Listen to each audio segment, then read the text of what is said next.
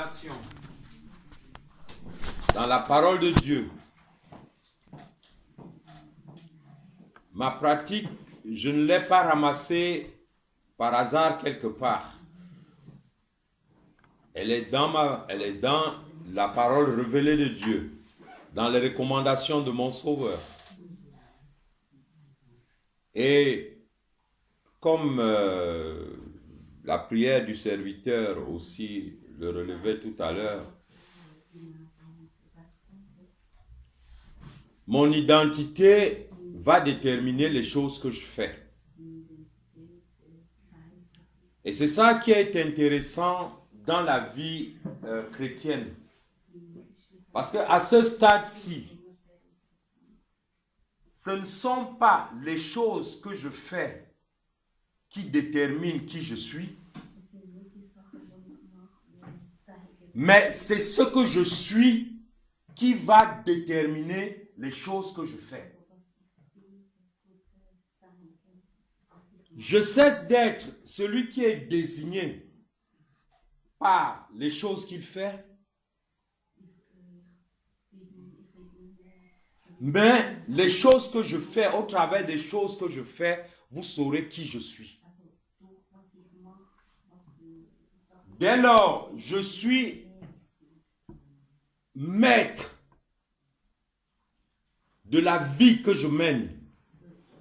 Je ne la subis pas. Je ne suis pas une victime. Et c'est mon identité qui détermine ma marche. Et c'est pour cela que Paul nous dira, tout est permis. Et quand Paul dit tout est permis, c'est dangereux. Tout est permis. Mais tout n'était pas utile. Et ainsi, celui qui sait qui il est saura faire la distinction entre les choses qu'il peut faire. Il sait que je suis libre de faire ce que je veux faire, mais je ne ferai pas les choses qui ne me sont pas utiles. Et ça, c'est ton identité. Et quand on posera la question, pourquoi il ne fait pas telle chose? On dira non, il est. Amen. J'aime ce moment-là au niveau dans les Actes des Apôtres. Pierre est en train de parler à la foule. Il parle. Après les érudits, les pharisiens, les gens qui connaissent la parole et tout, ils disent, mais ça c'est un homme du peuple, on le connaît, il est sans éducation. Mais comment peut-il dire de telles choses? Et il y a quelqu'un dans la foule qui leur dit, il était avec Jésus. Amen. Il était avec qui? Jésus. C'est Jésus qui l'a construit. C'est Jésus qui l'a bâti. Et à cause de cela, il peut donc maintenant dire les choses qu'il est en train de dire. Amen. De lui-même, de Pierre, lui-même était un homme de rien, un homme du peuple, sans éducation. Enfin, c'était un pécheur. Amen. Mais au travers de la sagesse qui était manifestée, la compréhension profonde des révélations qu'il était en train de dévoiler, on se disait non, ça, un homme du peuple ne peut pas l'avoir. Et on a compris pourquoi il pouvait dire ces choses. Il était avec Jésus. Amen. Qu'est-ce que tu fais depuis que tu es avec Jésus? Jusqu'où Jésus t'a bâti. Ici, quand nous parlons de bâtir, je voudrais que nous revenions au niveau des constructions de la maison. On fait des fouilles, on creuse, on cherche un endroit stable où la maison peut être bâtie. On va faire les fondations. Après les fondations, on fera les murs. Après les murs, on fera. Voilà ce que Paul dit. Je vous confie à Dieu et à la grâce de sa parole qui a le pouvoir de vous bâtir, de vous construire. Et quand on voit ce qui est bâti par Jésus, quand on voit ce qui est bâti par ses mains, ça c'est déjà une identité. On reconnaît ça, c'est Jésus. Il n'y a pas de discussion parce qu'on connaît son style de bâtiment. On sait comment il bâtit, comment il construit. Amen. Jésus ne construit pas des caméléons. Quand tu reconnais l'œuvre, quand tu vois ce que Jésus a bâti, immédiatement, tu reconnais la main de Jésus. Amen. Nous comprenons ici que quand on parlera d'identité, et c'est peut-être de ce côté-là que je vais beaucoup plus m'appesantir ce matin, quand on parlera d'identité, l'identité qui est l'ensemble d'informations qui peuvent déterminer qui tu es, moi je parlerai beaucoup plus de l'identité comme de la conscience claire de qui je suis.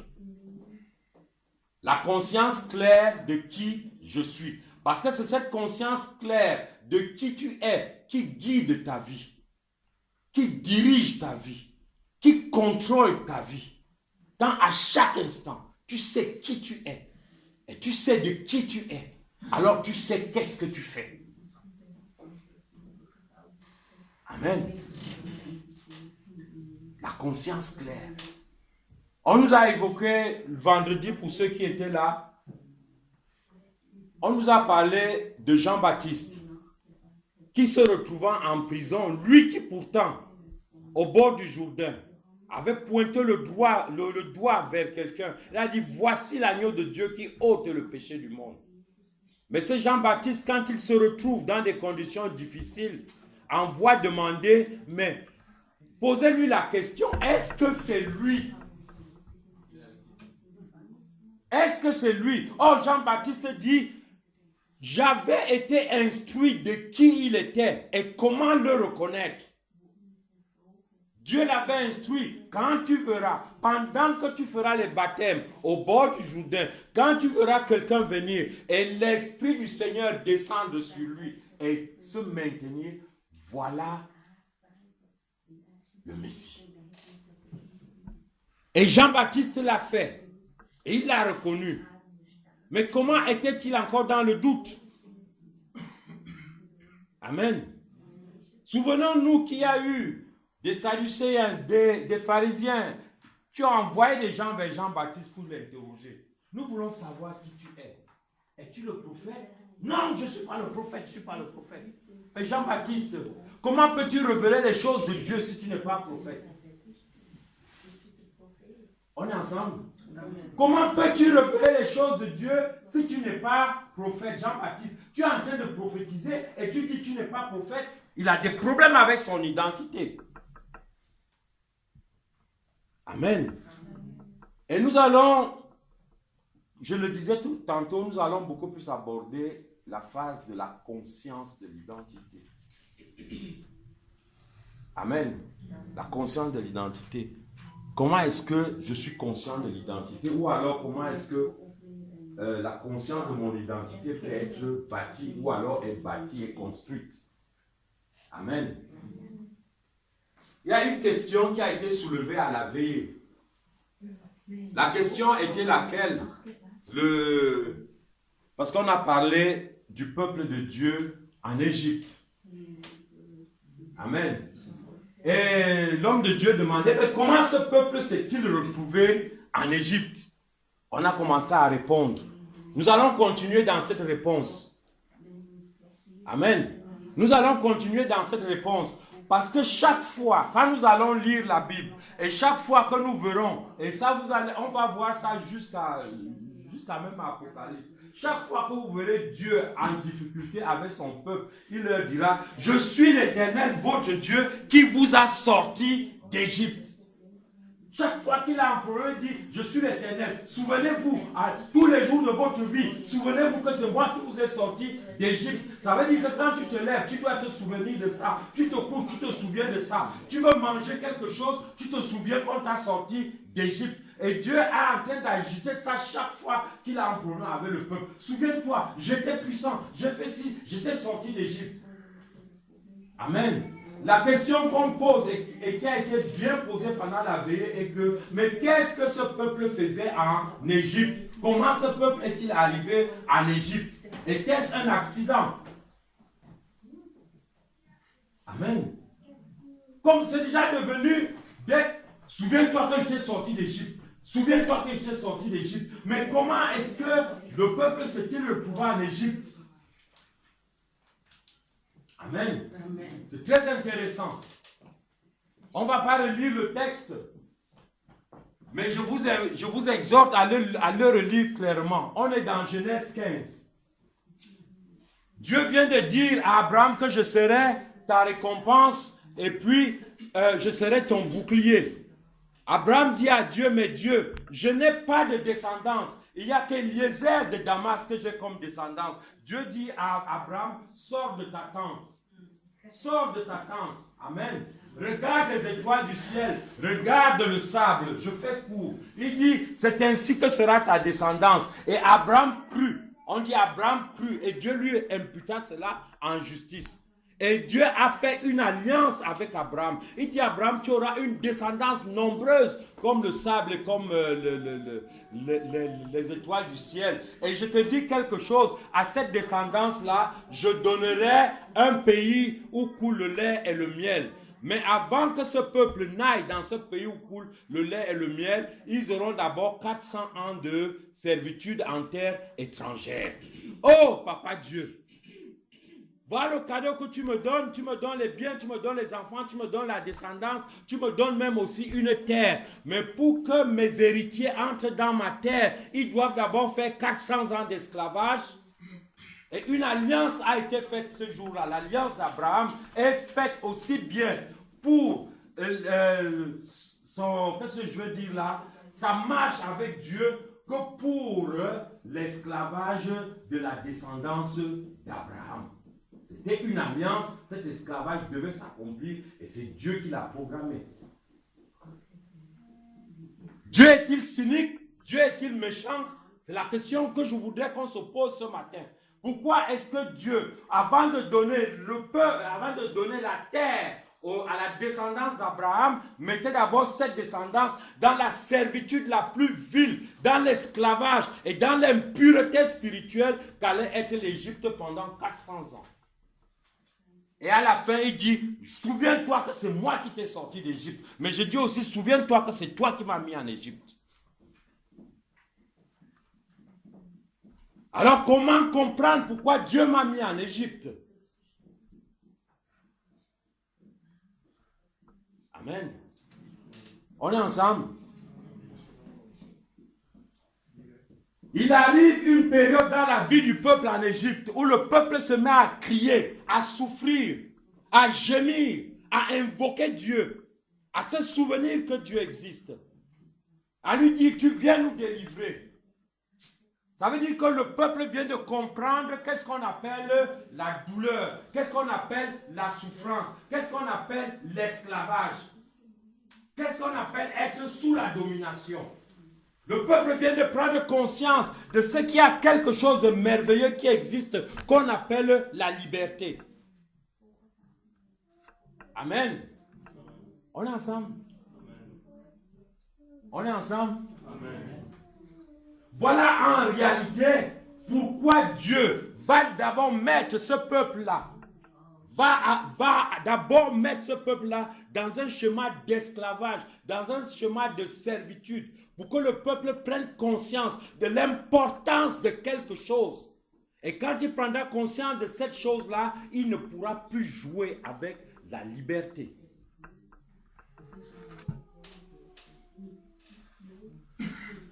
Amen. Le peuple gémit.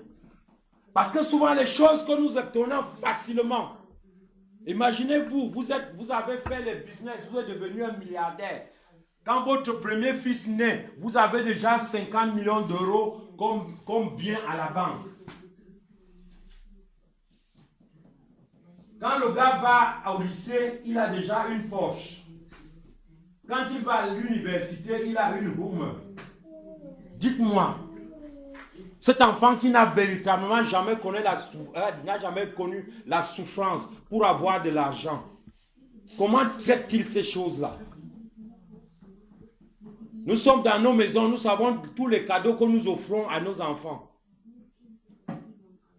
J'avais l'autre jour des problèmes avec mon petit ami. Avec mon ami. Oui, mon ami. Mais comme il est encore jeune. Son père lui a acheté un vélo comme cadeau. Et c'est un vélo qui n'était pas à moins de 700 francs suisses. Ou 600, quelque chose comme ça. Mais un vélo cher.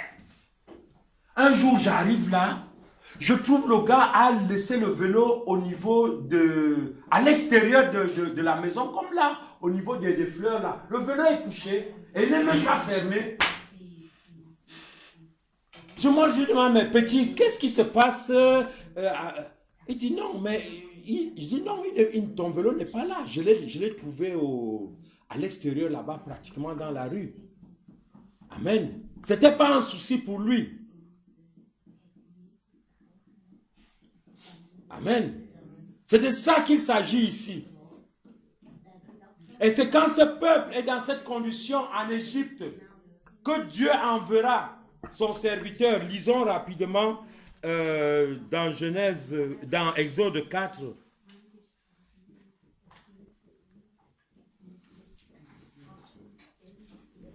On y est. Exode 4.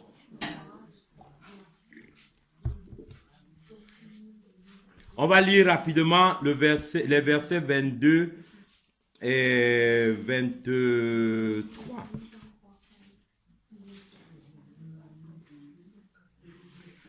On y est. Lisons les versets 22 et verset 23. Tu annonceras au Pharaon Oui. ce que dit l'Éternel. Israël est mon fils aîné, et je t'ordonne de laisser partir mon fils pour qu'il me serve. Si tu refuses de le laisser partir, je ferai mourir ton fils aîné. Amen. Tu diras à Pharaon, ainsi parle l'Éternel. Israël est mon fils, mon premier-né. Je te dis, laisse aller mon fils pour qu'il me serve. Si tu refuses de le laisser aller, voici, je ferai périr ton fils, ton premier-né. Amen. Nous avons vu pour ceux qui étaient là, vendredi, qu'en réalité, c'est une famille qui est arrivée en Égypte. La famille de Jacob. Amen. La famille de Jacob est arrivée en Égypte. Mais ici, à ce niveau, 400 ans après, il y a une population que Dieu appelle mon fils. Et il appelle déjà cette population comment? Israël.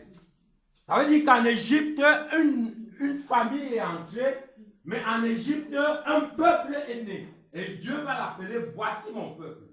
Amen. Et non seulement mon peuple, il dit mon fils. Amen. Et dès lors que Dieu va appeler ce peuple mon fils, nous comprenons ici que Dieu est en train de nous dire quelque chose, une information très importante. Au travers de l'histoire que nous sommes en train de lire, il y a une information très importante. Dieu se dit du coup, j'ai un fils. Si Dieu a un fils, c'est que Dieu est quoi? Il est Père, merci. Si Dieu est Père, jusqu'à aujourd'hui on connaissait quoi? Le Créateur, le Tout-Puissant, le tout ce qu'on veut. Et maintenant Dieu dit quoi? Je suis quoi? Un Père. Maintenant revenons à notre Seigneur Jésus. Il a 12 ans, il est perdu au temple. Qu'est-ce que Jésus dit à Joseph et à Marie? Ne saviez-vous pas que je devais accomplir les choses de qui? Les choses de mon Père. Amen. Et quand ses disciples viennent le voir, oh Jésus, Jean-Baptiste a enseigné les prières à ses disciples. Toi aussi enseigne-nous à prier. Comment est-ce que Jésus va nous enseigner la prière? Qu'est-ce qu'il va dire? Voici comment vous devez prier. Comment vous devez dire? Vous dites quoi? Notre Père qui est aux cieux, soyez bénis. À la fin, quand Jésus est en train de terminer son ministère, il rassemble ses fidèles et ses disciples. Qu'est-ce qu'il leur dit? Il dit, vous n'avez jamais demandé quelque chose à mon nom, mais demandez maintenant les choses à votre Père. À votre Père, et il vous les accordera afin que votre joie soit parfaite. Amen. Amen. Voilà, depuis aujourd'hui que nous avons rencontré Jésus, chaque fois qu'il a ouvert la bouche afin de parler de l'Éternel, afin de parler de notre Dieu, il a appelé comment? Père. Amen. Et nous voyons là où la notion de Père commence. Amen. Et nous ne pouvons avoir qu'une identité par rapport à quoi? Par rapport au Père. Amen. Et quand Jésus meurt, il dit entre les mains de mon Père, je remets mon esprit. Amen. Je ne vois pas par quel autre nom Jésus, durant toute sa vie, a appelé Dieu. Il a appelé comment? Père. Amen. Il a vécu dans cette conscience-là. La conscience de quoi? Du Père. Il est Père, je suis le Fils. La relation que j'ai avec Dieu est une relation de quoi? De Père et Fils. Amen. Et je vais aller plus loin. Jésus nous dira, vous là, vous êtes mauvais en tant que Père. Vous êtes mauvais. Mais vous donnez des choses bonnes à vos enfants. Amen. Et Jésus dit que Dieu est le Père comment? Bon. Il n'y a de bon que Dieu seul, dont le Père. Et pour vous, le Père bon peut donner quoi à ses enfants si le Père mauvais ne donne que les bonnes choses à ses enfants? On est ensemble? Amen. Si le Père mauvais donne des bonnes choses à ses enfants, le Père bon donne quelle qualité de choses à ses enfants? Les choses comment? Sois béni. Amen. Mais ces choses excellentes, tu ne les reçois que si tu vis dans la conscience de la relation père et fille. Amen. Si tu considères Dieu comme étant je ne sais pas moi, je ne vais pas entrer dans ces détails-là, mais je veux juste dire dans ce que j'ai à dire aujourd'hui, parce que nous parlons de la conscience de mon identité. Amen. La conscience de mon identité est définie par rapport à mon Créateur, qui s'est défini à un moment donné en disant, ça c'est mon fils. Amen. Et dans la nouvelle naissance, nous entrons dans ce processus en recevant qui? Jésus. À ceux qui l'ont reçu, il a donné le pouvoir de devenir quoi? Enfant de Dieu. Quand tu deviens enfant de Dieu, ça dit que Dieu devient quoi pour toi? Mais pourquoi nous sortons de cette conscience-là, de ce que Dieu est mon Père? Nous préférons, je ne sais pas moi, El Shaddai, nous préférons, je ne sais pas moi quoi, nous préférons beaucoup de choses. Mais est-ce que tu penses qu'un père qui dit, attendez, lisez un peu, on va lire là. Excusez-moi, on est dans Exode 6, dans son verset 6. Exode 6 dans son verset 6. Il dit, c'est pourquoi je dis, je suis l'Éternel, je vous affranchirai des travaux dont je vous délivrerai de la servitude, je vous sauverai à bras étendus et pas de grands jugements. Voilà ce que le Père fait. Amen. Je te sauve, je te délivre, je te rachète.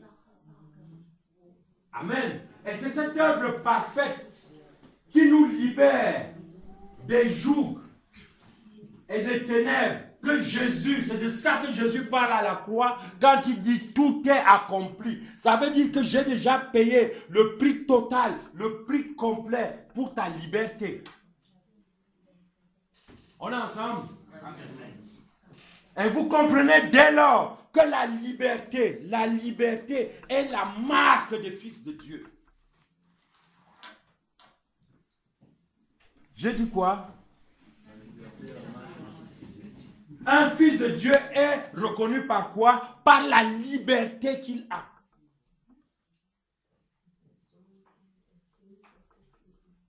Amen. Et c'est parce qu'un fils de Dieu est libre qu'il peut entrer dans le service du royaume afin d'être aussi un libérateur. Le monde attend avec un ardent désir la manifestation des fils de Dieu afin de les libérer des jougs dans lesquels ils se retrouvent. Amen. Comment penses-tu pouvoir libérer quelqu'un si toi-même tu n'es pas libre? Ça c'est le niveau 1 de la conscience de mon identité dans la liberté. Tu ne peux pas libérer quelqu'un d'autre si toi-même tu es encore esclave.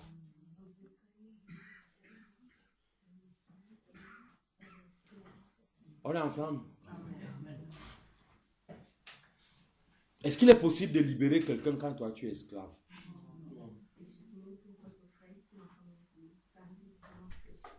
Amen. Et dans cette histoire que nous voyons, Dieu vient de nous montrer quelle est la puissance qu'il relâche pour te libérer. La puissance qu'il met en œuvre pour te libérer. Un peuple qui n'avait pas de destin, un peuple qui n'avait pas de territoire, un peuple qui n'avait pas de nom. Du coup, ce peuple-là a un nom. Il est appelé comment? Fils de Dieu. Et ce peuple a maintenant un destin. Ils seront comment? Serviteurs du royaume. Amen. Et l'histoire nous montre que il n'y a aucune limite qui peut subvenir dans ta pensée quand Dieu a brisé le joug. Si nous lisions toute cette histoire, vous verrez comment quand ce peuple va sortir d'Égypte, même la mer va souffrir au-devant d'eux. Rien ne va les résister. Ce peuple va entrer dans le désert. Même la chaleur du désert ne pourra rien contre ce peuple. Même la famine ne pourra rien contre ce peuple. Même la soif dans le désert, ils auront tout ce qu'ils auront besoin. Dans la puissance de la puissance qui te libère des jougs dans lesquels tu t'es retrouvé. Quand la puissance de Dieu est libérée, rien ne peut t'arrêter. Tout changement devient possible dans ta vie. Pourquoi est-ce que vous continuez à dire j'ai essayé ci, j'ai essayé ça, ça n'a pas marché? Cela te vient d'où?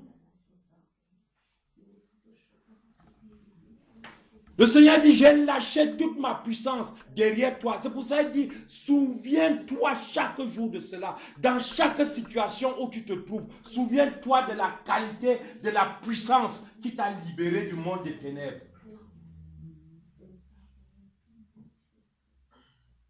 Et que tout changement est possible dans ta vie. Même si tu étais apatride, tu n'avais aucun pays, tu n'étais pas reconnu, personne ne faisait attention à toi. Mais dès que la puissance de Dieu a touché ta vie, afin de te sortir des jougs des ténèbres, du coup, tu as une identité. Les gens vont te reconnaître. Les gens vont te voir. Amen. Tu le veux ou tu ne le veux pas. Quand un juif se lève pour parler, il y a une réaction. Il y a des gens qui vont le détester. Il y a des gens qui vont l'aimer. Je n'ai pas de souci avec ça. Mais il ne passe pas inaperçu. Pourquoi? Il a une identité. Et nous, au Seigneur Jésus, nous avons aussi une identité. Et Dieu dit, la puissance que j'ai relâchée pour sortir Jésus du tombeau, c'est la même puissance que j'ai relâchée pour ton salut. Amen. Mais comment est-ce que quelqu'un peut venir te convaincre aujourd'hui qu'on t'a enfermé dans une pierre, qu'on t'a enfermé dans un arbre, qu'on a fermé le cadenas dans ta vie? Mais de quel cadenas on parle? Si Dieu est capable d'ouvrir un tombeau, un tombeau, un tombeau, un tombeau. Les femmes pleuraient le week-end en disant qui nous roulera la pierre? Quand elles sont arrivées, elles ont trouvé une pierre à l'endroit. Pourquoi tu penses que ta pierre ne peut pas être roulée?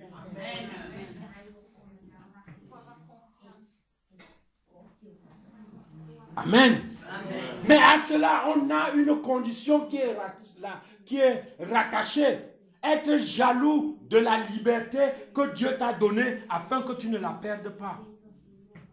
Parce que quand Dieu parle de la liberté aujourd'hui, nous comprenons ce que c'est que la liberté aujourd'hui. On avait le 8 mars, la grande journée des femmes. Maintenant, nous avons la liberté qui est quoi? La liberté de disposer de mon corps. Nous étions au parc hier pour faire pour chanter un peu. Je vous assure, le parc hier était embaumé juste d'odeur de joint. Le joint est devenu un objet de convivialité. Les petits 15 ans, c'était quoi? Est-ce qu'ils avaient même 15 ans, ces petits jeunes-là? Voilà ce qu'on appelle aujourd'hui la liberté.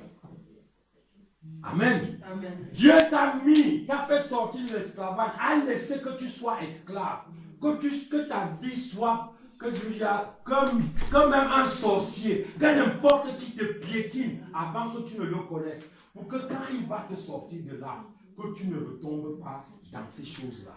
Amen. Que tu ne penses plus à retomber dedans. Amen. La liberté nous est donnée. La liberté qui nous est donnée pour tourner le dos à qui? À celui qui nous tenait dans le joug. La liberté que Dieu me donne, c'est pour me détacher de qui? Du diable, de celui qui me tenait en esclavage, de me détourner de qui? De Pharaon. Mais quel est encore ce Pharaon qui domine ta vie? Le même Pharaon t'embêtait avant que tu ne connaisses Dieu. Et le même Pharaon continue à t'embêter alors que tu connais déjà Dieu. Qu'est-ce que tu as toujours à rentrer en Égypte? On t'a sorti d'Égypte, oui ou non? Es-tu seulement conscient de ton identité, de ce que tu es sorti de cette Égypte et que tu es libre aujourd'hui? De dire à ce Pharaon, allez, j'ai déjà la mention légale. Donc ce que je dis est légitime. Tu n'as aucune autorité sur moi. Tu n'empêcheras pas à Pharaon de venir t'embêter. Mais Pharaon attend que tu affirmes ton identité. Mais quand je nous vois souvent, nous les chrétiens, que ce soit au milieu de nos familles, que ce soit dans les rencontres que nous avons, tu as la peine quand tu te tiens de reconnaître qui est chrétien, qui n'est pas chrétien. Si c'est la fête, si on est tombé dans l'alcool, tu as de la peine à connaître qui est chrétien, qui n'est pas chrétien. Parfois même alcool là, c'est le chrétien qui boit encore plus que le non-chrétien. Et le non-chrétien se tient comme ça, c'est papa chrétien comme ça. Tu utilises ta liberté à faire quoi? Ta liberté t'est donnée pour te rapprocher de Dieu. Il a dit, tu seras mon peuple. Et je suis saint. Tu seras saint parce que je suis saint. Donc la liberté que Dieu te donne, c'est la liberté de quoi? De la sanctification. Ce n'est pas la liberté de désordre. Comment nous avons pris le désordre? Et c'est le désordre que nous sommes en train de manifester en disant, je suis libre. Tu es marié. Le mari rentre à 4 heures du matin, mais avertis au moins ta femme qu'il y a quelque chose qui fait que je ne peux pas rentrer. Ah, je suis libre. Libre de quoi? Tu es esclave.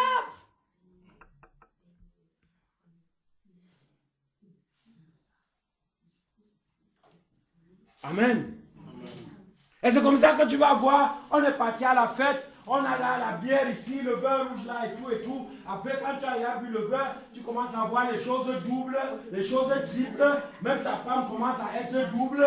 Et comme elle est double, tu vas toucher une autre, mais ce n'est plus ta femme. Tu es en train de voir les choses doubles. Si c'est maman comme ça, elle commence, elle croit toujours que c'est son mari. Non, ce n'est plus ton mari. Tu es déjà en train de toucher quelqu'un d'autre. Mais que fais-tu de ta liberté? Que fais-tu? Et c'est pour ça que Dieu te dit, rappelle-toi chaque jour, comment est-ce que je t'ai sorti de l'esclavage? Voilà ensemble. Amen. La conscience de mon identité. La conscience de qui a forgé cette identité. Et la conscience que je dois vivre à chaque instant de ce que je suis. Afin que les choses que je fais, amen, démontrent qui je suis. Amen. Je vais m'arrêter là pour aujourd'hui. On continuera peut-être une autre fois. Je t'accorde 10 minutes. Non. On va s'arrêter là, comme ça on a le temps de digérer ce qui a été dit. Je verrai avec le pasteur Hilaire et vous aussi. On trouvera le temps de continuer. Mais déjà, la première partie, nous devons être conscients de notre identité. Vivre dans la conscience de cette identité. Et chaque fois que tu veux poser un acte, pose-toi la question, qui est en train de poser cet acte-ci? C'est le Fils de Dieu qui pose cet acte. Est-ce que cet acte fait le plaisir de mon Père? Et tu auras le temps de t'arrêter et de comprendre que ça, je ne fais pas. On est ensemble? Et que Dieu a relâché dans ta vie une puissance qui ne peut être arrêtée par aucune limite. Et comprends que la puissance que Dieu a relâchée dans ta vie est une puissance de changement. Qui change ton statut. Et c'est parce que ton statut a été changé que tu as eu une identité nouvelle. Amen. Et c'est pour ça que tu vois, donc c'est pour ça que j'ai souvent le problème avec ce cantique-là. Je rappelle à Dieu que c'est toi qui dois revoir. Quand Dieu m'a sorti d'Égypte, est-ce qu'il avait posé ma question? Il m'a sorti d'Égypte, je lui rappelle encore de me faire quoi? De changer quel statut? Je suis fils de Dieu. Moi, il dit encore à Dieu, change mon statut. Moi, il ne peut pas changer ça. S'il me change mon statut de fils de Dieu, c'est pour qu'il devienne quoi? Il ne peut pas changer ça.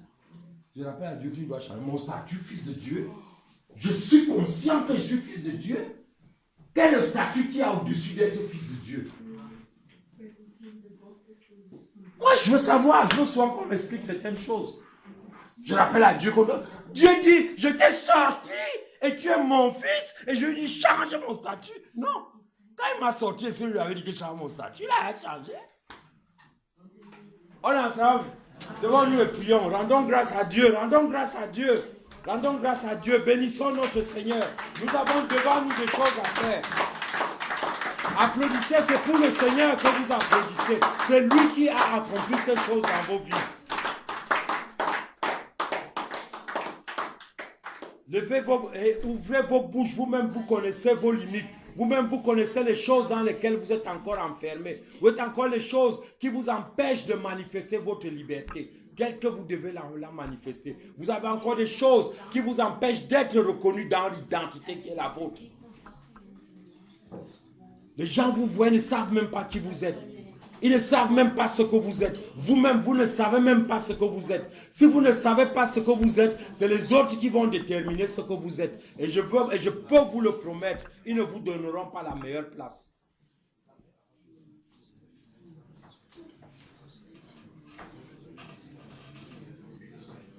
Ne laisse pas les autres déterminer ce que tu es.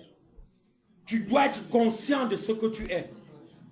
Et si tu es conscient de ce que tu es, tu sais exactement ce que tu dois faire.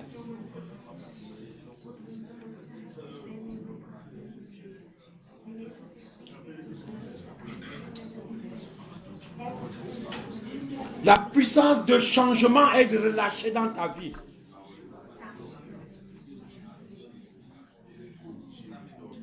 Nous avons reçu un esprit d'adoption qui nous permet d'appeler Dieu Abba Père. Aujourd'hui, nous appelons le Père. Nous appelons le Père. C'est le Père qui descend au milieu de nous aujourd'hui. C'est le Père qui vient œuvrer au milieu de nous aujourd'hui. Abba Père. Abba Père. Appelle le Père. Appelle le Père dans ta vie. Appelle-le dans ceux qui te tracassent en ce moment. Si le Père mauvais donne les choses bonnes,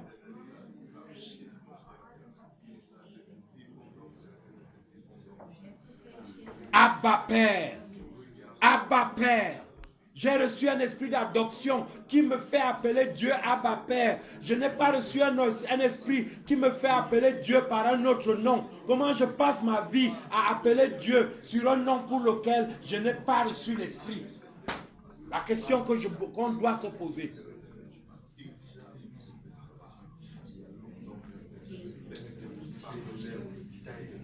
Aucune limite.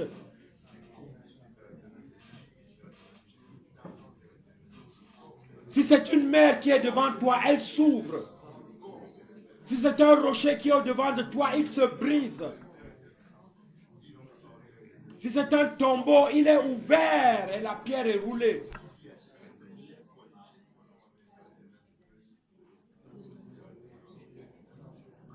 Et demande au Saint-Esprit de te soutenir dans tes faiblesses. Pour manifester cette conscience-là, la conscience de mon identité. La conscience de mon identité.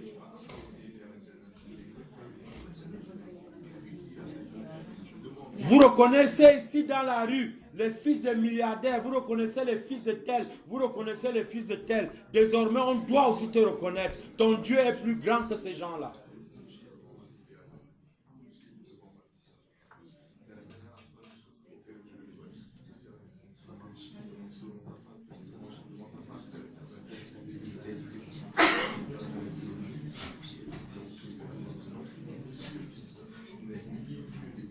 Tu es sur le boulevard des changements. Chaque pas que tu fais, chaque mètre que tu fais, Un changement doit se produire dans ta vie. Chaque jour qui passe, un changement doit être visible dans ta vie. Dans ta conscience de fils.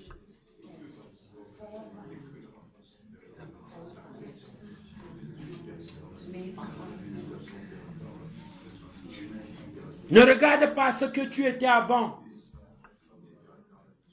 Tu n'étais pas reconnu. Tu n'étais rien, tu étais méprisé. Ils étaient arrivés là parce qu'ils avaient faim. Même si c'est la famine qui t'a amené en Suisse. Ton père te dit, je te sors de cet état.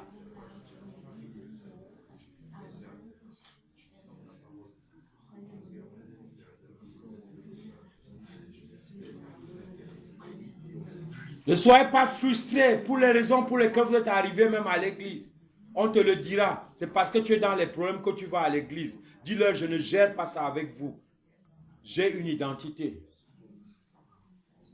Je te bénis, merveilleux Dieu, pour ta parole de ce matin. Je te bénis pour ta présence au milieu de nous, Seigneur. Je te bénis surtout pour, oh Seigneur, ton amour déversé dans la vie de tes enfants, Seigneur. Nous t'appelons Père ce matin. Tu es notre Père. Tu es notre Père, Seigneur. Père céleste, que ta présence au milieu de tes fils soit bénie. Merci pour tout ce que tu as apporté à tes fils, Seigneur. Merci, ô merveilleux Père, pour cette puissance de résurrection que tu relâches, sans limite dans la vie de tes enfants. Au nom de Jésus. Amen. Amen.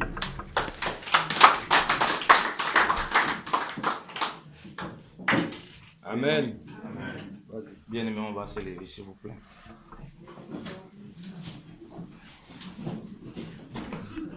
On va se lever parce que le Seigneur parle à nos cœurs. L'œuvre de Dieu, c'est pas l'amusement.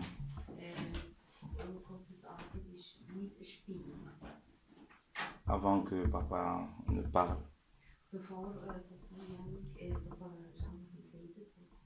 quand j'ai tenté de prier, ça retentissait très fort dans mon cœur. Que le Seigneur à la porte.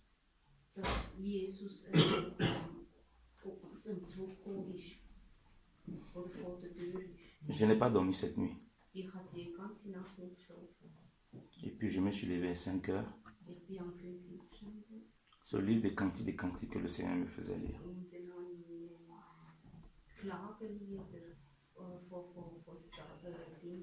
Ça n'a que 8 chapitres. Ça n'a que 8 chapitres.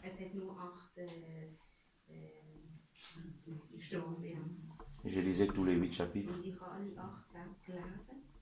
Et les cantiques des cantiques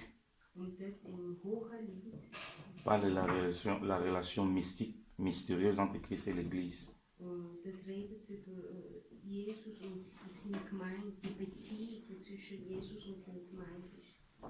Et ça donne des détails sur le plan physique. Si on n'a pas une approche spirituelle, on peut un peu être choqué.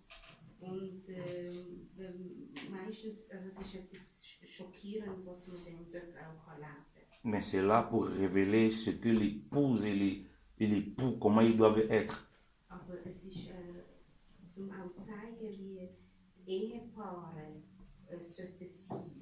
Nous qui sommes l'épouse,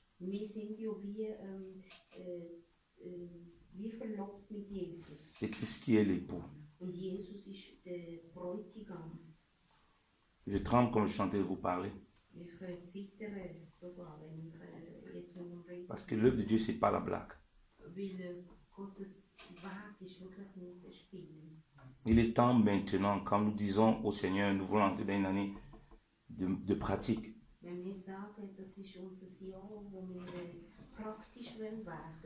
ne pas s'amuser avec cela, peuple de Dieu.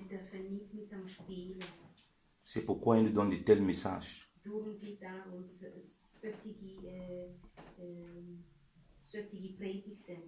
La voix du Seigneur retentit dans nos cœurs.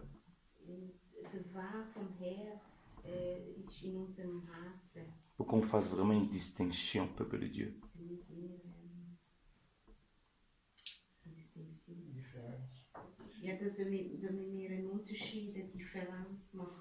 Entre ce qu'on était hier et ce qu'on est aujourd'hui.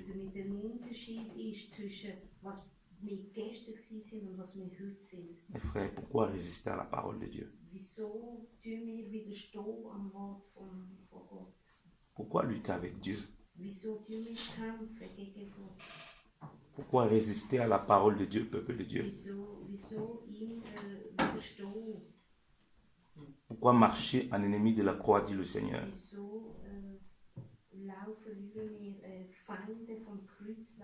Le temps est arrivé à une vraie repentance. Où l'œuvre de Dieu doit être faite avec sainteté.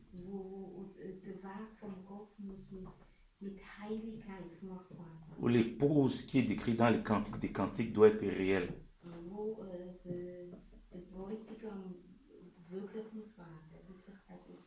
Où la sainteté du Seigneur doit être manifestée parmi nous.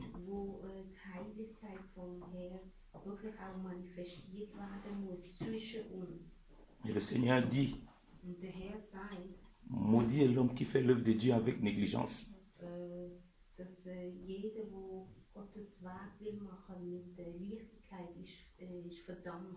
Je vous en supplie, mes frères. On ne peut pas faire le diable avec négligence. C'est une réalité. Il faut une véritable repentance. Il faut une consécration au Seigneur. Il faut un cœur totalement consacré à Dieu. On ne peut pas avoir un pied dedans, un pied dehors. On ne peut pas être une épouse qui n'appartient pas à l'époux.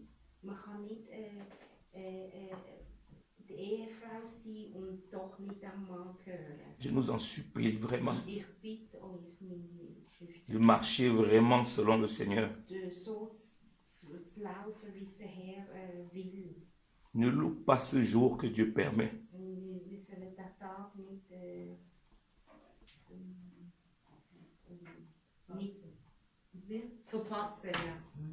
Peut-être que ce sera la dernière fois.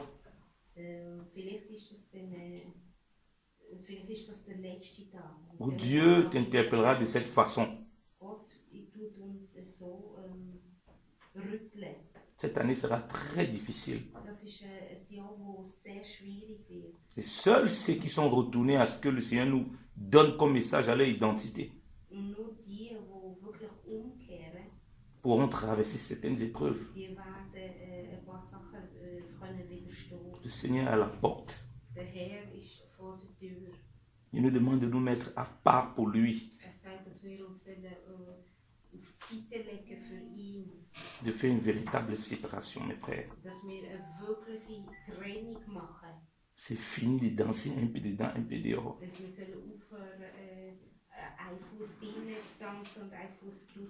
Il faut véritablement une consécration. Ça sera très difficile. Il va nous appeler à nous agenouiller.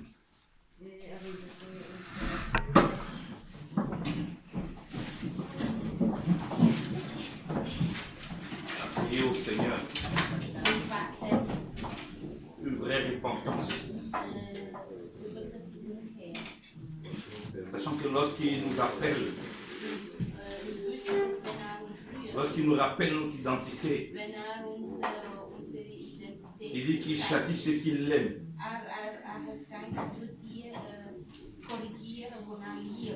S'il est notre Père, il veut une vraie repentance, un vrai changement.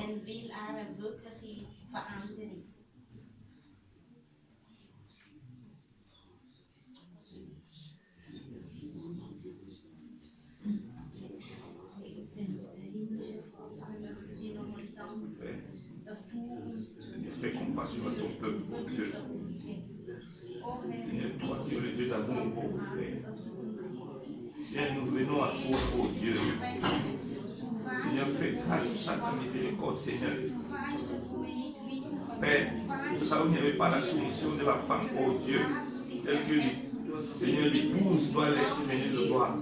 Fais miséricorde, Seigneur. Là, il n'y avait pas l'amour, papa, du mari. Tel que Christ, Seigneur, de gloire, est amour. Fais grâce, Seigneur. Là où le péché a pu te régner, papa, la réalité de Dieu, mon Père, fais grâce, Seigneur. Toi qui l'âme à la connaît, compatissant et plein d'amour, oh papa. Nous te crions vraiment, oh papa. Nous t'implorons, oh Dieu. Seigneur, nous ne pouvons pas reconnaître notre identité, oh Père. Si nous ne sommes pas passés par une repentance comme le Fils prodige, Seigneur. Reconnaissance de son identité, oh Père. L'amener à une profonde repentance, oh Dieu. Père, ce matin, tu nous appelles à une profonde repentance. Pour pouvoir faire face à toutes les difficultés qui seront devant nous, à toutes les situations qui seront devant nous, à toutes les choses que nous allons traverser au Père. Seigneur, donne-nous d'être soumis à toi comme c'est véritable. C'est le temps de la consécration au Père. Où nous ne devons plus au Seigneur permettre certaines choses au Papa. Nous avons traîné tellement des choses. Nous n'avons pas voulu nous débarrasser. Oh Papa, que je suis venu au Dieu.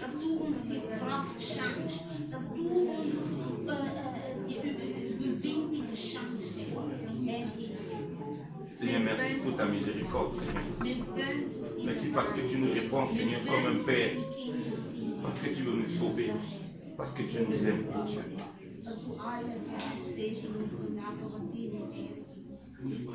Seigneur, merci parce que, Seigneur, nous ne serons plus les mêmes, oh Dieu. Seigneur, merci parce que tu nous préviens, Seigneur, pour nous épargner, oh Papa. Les filets de l'oiseleur, Seigneur de gloire.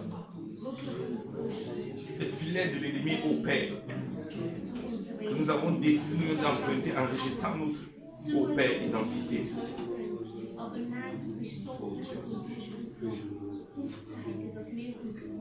Seigneur, oui, ceux qui nous connaissent dans le monde, Seigneur, nous verrons plus de la même façon parce qu'ils auront vu au Père la manifestation de l'identité, Papa, la consécration totale, absolue à notre Père, à notre époux, pour manifester cette épouse véritable.